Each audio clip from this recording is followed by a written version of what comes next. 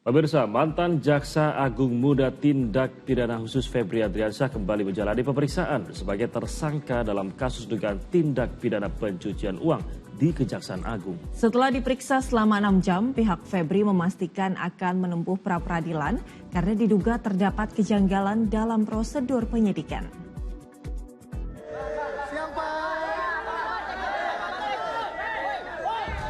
Dengan mengenakan rompi tahanan dan tangan terborgol, mantan Jaksa Agung Muda Tindak Pidana Khusus Febri Adriansyah tiba di Gedung Utama Kejaksaan Agung untuk menjalani pemeriksaan kedua sebagai tersangka dalam kasus dugaan tindak pidana pencucian uang yang berkaitan dengan perkara PT Asabri.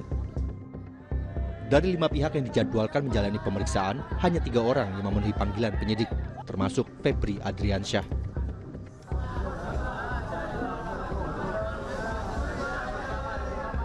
Jumat malam, mantan Jampitsus Febri Adriansyah keluar dari Gedung Utama Kejaksaan Agung setelah menjalani pemeriksaan selama sekitar 6 jam sebagai tersangka kasus dugaan tindak pidana pencucian uang. Menurut kuasa hukum, kliennya menjalani pemeriksaan secara kooperatif. Penyidik juga menyampaikan hak tersangka untuk menghadirkan saksi dan ahli yang meringankan yang akan digunakan dalam proses penyidikan. Tadi baru saja selesai dilakukan pemeriksaan terhadap Pak FA sebagai tersangka dalam perkara dugaan tindak pidana pencucian uang. Ada sekitar 20-an pertanyaan ya tadi, dan sebagian besar yang ditanya adalah lanjutan dari pemeriksaan awal sebagai tersangka sekitar tanggal 24 Juli ya. Kuasa hukum Febri Adriansyah menyatakan telah mendaftarkan permohonan pra-peradilan ke Pengadilan Negeri Jakarta Selatan yang dijadwalkan berlangsung pada 18 dan 19 Agustus mendatang.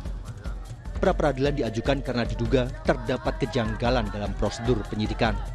Pihaknya juga menegaskan bahwa Febri bukanlah pemilik emas seberat 74 kg maupun uang tunai yang dijadikan barang sitaan, serta meminta penyidik menjelaskan kepemilikan dan asal-usul barang bukti tersebut. Memang per hari kemarin kami sudah menerima informasi yang bersangkutan melalui penasihat hukumnya telah mengajukan pra-peradilan. Pada prinsipnya ya silakan saja, memang itu hak dari penasihat hukum dan tersangka sendiri. Dan itu sudah diatur dalam KUHP. Yang jelas kami siap menghadapi semua. Sudah benar ya Pak? Kami menyatakan ketika memproses ini sudah sesuai dengan ketentuan. Kami yakin itu. Tim 9 Kejaksaan Agung terus mendalami keterangan para tersangka, memeriksa saksi, serta menelusuri barang bukti yang memperkuat pembuktian dalam perkara ini. Kejaksaan Agung juga masih melakukan pemeriksaan terhadap saksi-saksi tambahan yang diduga mengetahui aliran dana dan kepemilikan aset dalam perkara TPPU tersebut. Hingga kini, penyidik telah menetapkan 3 orang tersangka, yaitu FA, DR, dan NH. Sementara proses penyidikan masih terus berlanjut untuk mengungkap konstruksi perkara secara menyeluruh. Tim Entek Media melaporkan.